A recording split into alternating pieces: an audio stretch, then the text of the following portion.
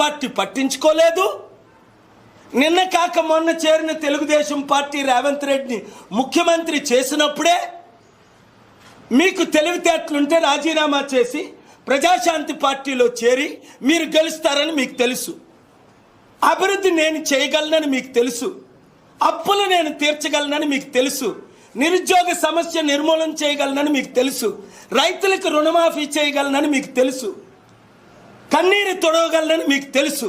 కానీ మీ ఆ పనికిమాలిన పార్టీ సోనియా గాంధీ లీడర్షిప్లో కాంగ్రెస్ పార్టీ సర్వనాశనం అయిపోయింది. కనీసం రాహుల్ గాంధీకైనా ఆ పార్టీని అప్పచెప్పదు, ప్రియాంక గాంధీకైనా ఆ పార్టీని అప్పచెప్పదు.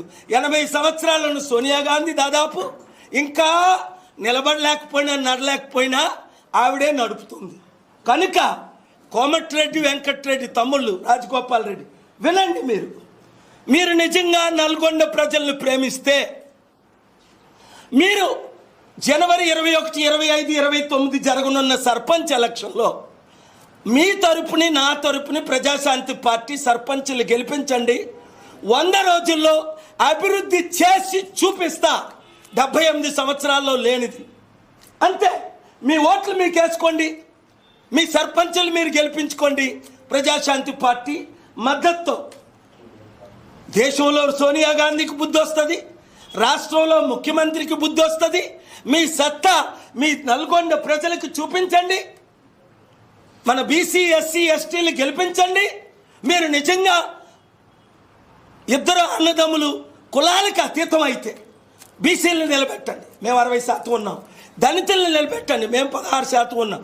ముస్లిం, క్రిస్టియన్స్ నిలబెట్టండి. అగ్రవర్ణంలో ఉన్న వాళ్ళకి కూడా అవకాశం ఇద్దాం. అంబేద్కర్ ఆశయాలు నెరవేర్చుదాం. Thank you very much.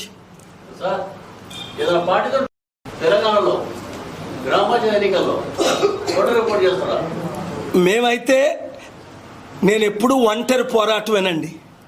BJP వాళ్ళు అడిగారు, మీకు తెలుసు, అనేక సార్లు ఆఫీస్కి వచ్చారు. కాంగ్రెస్ వాళ్ళు అడిగారు, ఇప్పటికీ వస్తున్నారు. ఆ 2 పార్టీలు ఈ రాష్ట్రాన్ని, ఇక్కడ తెలంగాణలో కేసీఆర్ పాలన మనం చూసాం, సర్వనాశనం అయిపోయింది. 8 లక్షల కోట్లు అప్పండి కుటుంబానికి. దేశంలో చేసిన అప్పు కాంగ్రెస్, బీజేపీ, కేసీఆర్, రేవంత్ రెడ్డి 5 కోట్లు అప్పు కుటుంబానికి. నిరుద్యోగ సమస్య ఒక్కటైనా తీరిందా? రైతుల సమస్య ఒక్కటైనా తీరిందా? రుణమాఫీ చేసాం, 22 లక్షల మంది రైతులకు అంటున్నారు. 1 కోటి రైతు కుటుంబాలు ఉన్నాయి. మరి మిగతా 80 లక్షల రైతుల సంగతి ఏంటి? ఒకటి, రుణమాఫీ మీరు చేశారంటే అర్థం ఏంటి? మరలా ఎక్కువ రుణం తీసుకొచ్చి 1,00,000 కోట్లు అప్పు చేసి 22,000 కోట్లు మీరు రుణమాఫీ తీర్చారు. ఇంకా 78,000 కోట్లు అప్పు ఎక్స్ట్రా అయింది కదా. ఆ అప్పుకు వడ్డీ కూడా ఇంకొక రేవంత్ రెడ్డి కానీ మరలా సర్పంచ్ ఎలక్షన్లో గెలిస్తే ఈ కళ్ళు నెత్తి మీదకి వచ్చి మరలా మేమే గొప్ప, మా రెడ్లే గొప్ప, బీసీలు 0, బీసీలు మాకు వద్దు అనే కదా కాంగ్రెస్ పార్టీ 78 సంవత్సరాలు ఒక్క బీసీని ముఖ్యమంత్రి చేయలేదు ఆంధ్ర, తెలంగాణలో. సో బుద్ధున్న బీసీలందరూ, తెలివైన బీసీలందరూ, పెద్దన్న వచ్చాడు ప్రపంచాన్ని. మన November 23 అమెరికన్ సమిట్ చూశారు మీరు. 198 మంది వరల్డ్ లీడర్స్. రేవంత్ రెడ్డి వస్తానని 5 సార్లు మాట ఇచ్చి తప్పాడు. ఆయన వచ్చుంటే మీరు అన్నట్టు ఏమో ఏప్రిల్, మేలో మేము ఎందుకు పోటీ చేయలేదు ఎంపీ స్థానాలు? రేవంత్ రెడ్డి కాంగ్రెస్కి మద్దతు ఇచ్చాం. కేసీఆర్ కొడుకు కేటీఆర్ నన్ను సిరిసిల్లలో కొట్టించాడని ఇప్పుడు కాంగ్రెస్ వాళ్ళు కొట్టిస్తే మళ్ళీ కేసీఆర్ మేము పొత్తులు పెట్టుకుంటామేమో చెప్పలేం. మీరు అన్న ప్రశ్నకు అవకాశాలు ఉన్నాయి, ఓపెన్ మైండ్ ఉంది. నేను ఎటు తిరిగితే అటే ఓట్ బ్యాంక్ అని మీకే తెలుసు. నన్ను రెచ్చగొడితే రాజశేఖర రెడ్డిలాగా రెచ్చిపోతానని వాళ్ళకి తెలుసు. తగ్గేదే లే అని పుష్పకి తెలుసు. బెయిల్ ఇవ్వనని ఆయన పేరు మర్చిపోయినందుకు జైల్లో పెడితే 1-2 గంటల్లో బెయిల్ ఇప్పించా, కోర్టుకు వెళ్ళిపోయి. మరి బెయిల్ ఇవ్వకపోతే ధర్నా చేస్తానన్నా. ఆర్గ్యుమెంట్స్ కోర్టులో బాగానే జరిగేది వేరే. ఆర్గ్యుమెంట్స్ని బట్టి బెయిల్స్ ఇవ్వరు.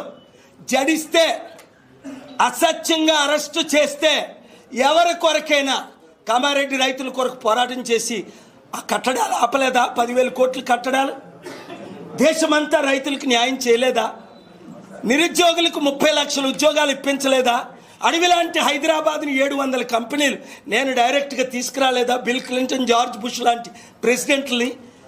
ఇప్పుడు కేసీఆర్ ప్రధానమంత్రి అయిన తర్వాత ఒక్క ప్రెసిడెంట్ ప్రైమ్ మినిస్టర్ వచ్చాడా? రేవంత్ రెడ్డి సీఎం అయిన తర్వాత ఒక్కడు ప్రెసిడెంట్ ప్రైమ్ మినిస్టర్ వచ్చాడా? వాళ్ళకి దమ్ముందా? కేసీఆర్, కేటీఆర్, రేవంత్ రెడ్డికి ఒక ప్రెసిడెంట్ పేరు వీళ్ళకి తెలుసా? వాళ్ళకి వీళ్ళ పేర్లు తెలుసా? 100 మంది ప్రెసిడెంట్లు తీసుకొస్తా. ఎంతమందిని? పరేడ్ గ్రౌండ్లో జనవరి 30ని రేవంత్ రెడ్డిని మద్దతు ఇవ్వమనండి. ₹1 వసూలా.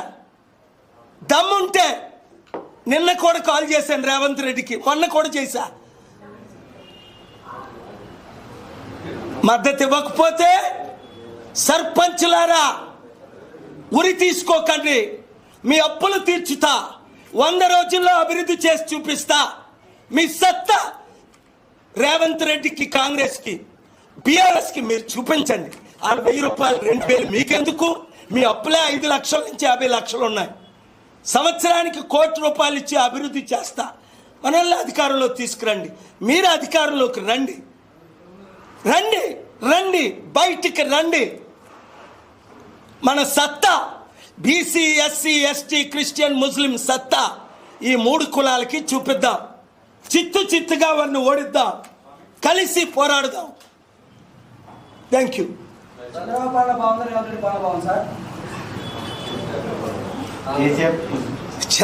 పాలన బాగుందని వాళ్ళిద్దరు ఒకటే, గురువు శిష్యులు. అక్కడేమో ఆయన 6 నెలల్లో 60,000 కోట్లు అప్పు చేశాడు, 68,000 కోట్లు. ఇక్కడేమో ఈయన 12 నెలల్లో 1,20,000 కోట్లు అప్పు పెరిగింది. అప్పు చేశాడు, అప్పు పెరిగింది. బాగుంది. ఎవరి పాలన బాగుందంటే ఏం చెప్తాం? ఎవడు బాగా చంపాడా? అప్పు పెరిగింది. బాగుంది. ఎవరి పాలన బాగుందంటే ఏం చెప్తాం? ఎవడు బాగా చంపాడా అన్నట్టు అడుగుతున్నావు నువ్వు. ఎవరు ఎక్కువ మోసం చేశారా అని అడుగుతున్నావు. ఎవరు గజ దొంగలా, ఎవరు చిన్న దొంగలా అని అడుగుతున్నావు. ఆ కుల పాలన బాగుందా, ఈ కుల పాలన బాగుందా? వీళ్ళిద్దరి మధ్యన గొడవలు పెట్టాడు ఆర్జీవి. కమ్మ రాజ్యంలో కడప రెడ్లని. నాకు కమ్మలు ఇష్టమే, రెడ్లు ఇష్టమే. గొడవ నేను ఆపాను కోర్టుకెళ్ళి 2019లో. ఆర్జీవిని 0 చేశాం. ఆ మూవీ రిలీజ్ చేయకుండా చేసేసాం. ఎందుకంటే కమ్మోలు రెడ్ల మధ్య నేను గొడవ పెట్టను. నేను శాంతి దూతని. అసలు చిత్తశుద్ధి ఉన్న అన్ని పార్టీలు నేను వచ్చిన తర్వాత నాకు మద్దతు ఇవ్వాలి. ఎందుకు? అభివృద్ధి చేశాను, చేయగలను. మరి దొంగలేని దొంగల పార్టీలో చేరితే ఎప్పుడు రాజ్యాధికారం వస్తుంది? యువత బయటికి రావాలి. 1,200 నుంచి 1,500 మంది బలిదానం అయితేనే కానీ తెలంగాణ రాలే. ఏమైంది? లాభం ఏమైంది?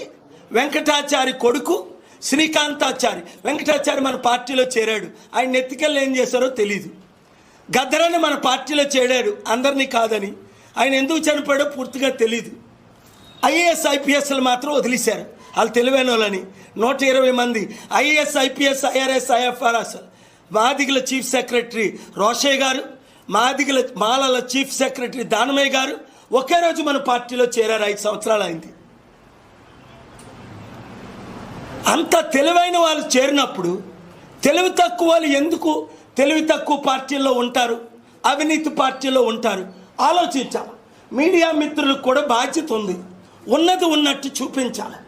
మీరు చూపిస్తున్నారు కనుకే మీ మధ్యకి నేను వచ్చాను. మరొకసారి మీకు నా మనస్ఫూర్తిక అభినందనలు. God bless you. మీకు కూడా మంచి జరుగుతుంది.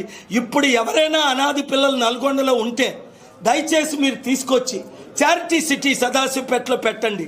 అన్నీ free, medical free, health education free, బట్టలు free, training free, food free, accommodation free. తెలంగాణను మార్చేద్దాం.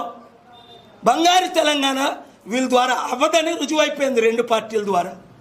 బీజేపీ ఇక్కడ లేదు. మరి కాంగ్రెస్, బీఆర్ఎస్కి గుడ్ బై చెప్పి, కేసీఆర్, కేటీఆర్, రేవంత్ రెడ్డికి గుడ్ బై చెప్పి మన బీసీ మద్దతు, బీసీ పరిపాలన రావాలి అన్న ప్రతి ఒక్కరు 7569441275కి గ్రూపులు పెట్టండి. నల్గొండ ముందు గ్రూప్ పేరు, కోదాడ గ్రూప్ పేరు, సూర్యారావుపేట గ్రూప్ పేరు సూర్యాపేట. అలాగా మీరు గ్రూప్ పేరే నియోజకవర్గంతో పెట్టండి. జనవరి ఎలక్షన్లో సర్పంచులారా బయటికి రండి. నేను మీ నియోజకవర్గాలు వస్తున్నాను. వచ్చే వారం నుండి మరలా జిల్లాలన్నీ తిరుగుతున్నా, నియోజకవర్గాలన్నీ తిరుగుతున్నా. మునుగోడు వెళ్ళాను, 174 గ్రామాల్లో 162 రోడ్లు వేస్తానన్నాను, హాస్పిటల్ కడతానన్నాను, నన్ను గెలిపించండి అన్నాను. ఆ ఎవడినో గెలిపించాడు ఆ కారోడ్ని. ఆ కారోడు ఏం చేశాడు, మళ్ళీ ఎలక్షన్ ముందు వస్తాడు, మీకు 2000 3000 ఇస్తాడు. మీరు గొల్లని నమ్మకుంటా కషాయాన్ని నమ్ముతుంది. ఆ 2000 తీసుకొని వాళ్ళు ఇచ్చిన విషం తింటూ, వాళ్ళు ఇచ్చిన మందు తాగుతూ మీ ఓట్లు వాళ్ళకి వేసుకుంటున్నారు. మీ శాపాలు మీరే కొని తెచ్చుకుంటున్నారు. ఇప్పుడు రండి సర్పంచులారా, ప్రజాశాంతి పార్టీ తరపుని నిలబడి గెలిచిన 100 రోజుల్లో అభివృద్ధి అంటే ఏటో చేసి చూపిస్తా. Thank you very much. Please speak loudly. Komatreddy Rajagopal Reddy and Rajagopal Reddy, Komatreddy Venkatreddy, you why ask inviting Prajashanti Party? అమ్మా, వాళ్ళకి రాజకీయ అనుభవం ఉంది, వాళ్ళ దగ్గర 1000 కోట్ల డబ్బు ఉందని విన్నాను. ఈ కాంగ్రెస్ పార్టీ అవినీతి పార్టీలో, కుటుంబ కుల పార్టీలో ఉండే కంటే ప్రజాశాంతి పార్టీలో చేరితే వాళ్ళ ఆశయాలేంటి, అభివృద్ధి చేయాలని. రేవంత్ రెడ్డి వాళ్ళని అభివృద్ధి చేయనిస్తాడా? నిధులు రిలీజ్ చేస్తాడా? అసలు నిధులే లేవు. అప్పులు చేసి ఎంతకాలం మీ పేరు, చెడ్డ పేరు ఇంకా పెంచుకుంటారు, ఇంకా చెడవుతారు ప్రజలతో. ప్రజలు రెచ్చిపోతే ఏం చేస్తారు? మహేంద్ర రాజపక్ష లాంటి శ్రీలంకన్ ప్రెసిడెంట్నే తరిమి కొట్టారు. వద్దు, మీరు ప్రజాశాంతి పార్టీలో చేరితే అద్భుతంగా గెలిపించే బాధ్యత ప్రజలది, నాది, మీది. అభివృద్ధి చేసే బాధ్యత నాది.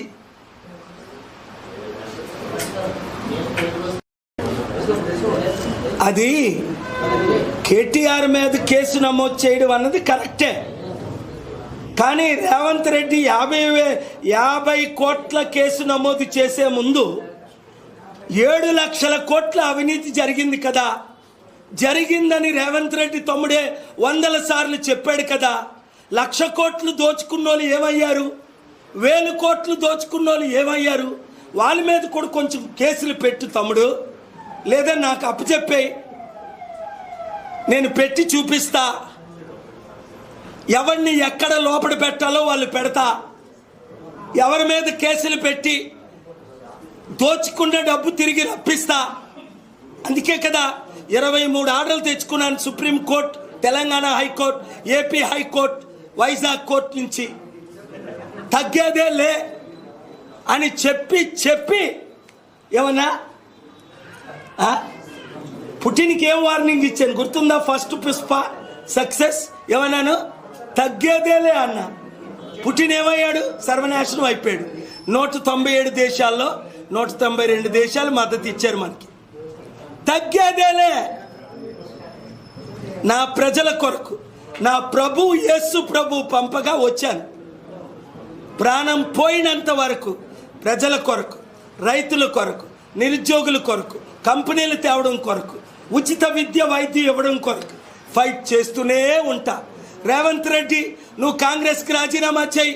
ఎలాగా నువ్వు టీడీపీ ముందు విహెచ్పి నుంచి టీడీపీ అన్న, టీడీపీ నుంచి ఇదన్నా, టీడీపీ నుంచి అక్కడ, మళ్ళీ ఇప్పుడు కాంగ్రెస్. ఎందుకు ఇన్ని పార్టీలు మారడు? నువ్వు కూడా రా, ప్రజాశాంతి పార్టీలోకి రా తమ్ముడు.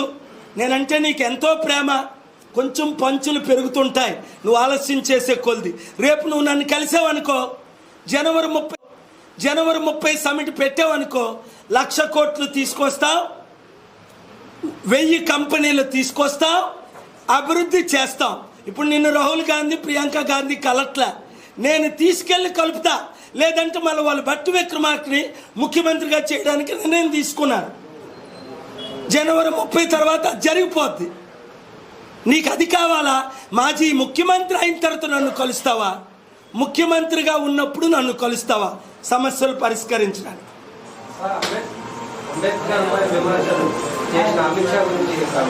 I condemn anyone who is criticizing Dr. B.R. Ambedkar. There is no greater person in this country than the most respected, the greatest scholar human of India has ever seen, that is Dr. B.R. Ambedkar. No one is worthy to take off his shoes. Such a great Ambedkar should be respected by every citizen of India, irrespective of caste, creed, religion and political party. Doctor BR అంబేద్కర్ని విమర్శించిన వాళ్ళు అర్హులే car. ఆయన boot తొడడానికి కూడా ఎవరు విమర్శించారో లేదో నాకు పూర్తిగా తెలియదు, నేను చదవలేదు, చాలా బిజీగా ఉన్నా. ఎవరు విమర్శిస్తే వాళ్ళని నేను విమర్శిస్తా. తగిన శిక్ష వారి గురించి పడాలి, వాళ్ళ మీద పడాలి. Thank you very much.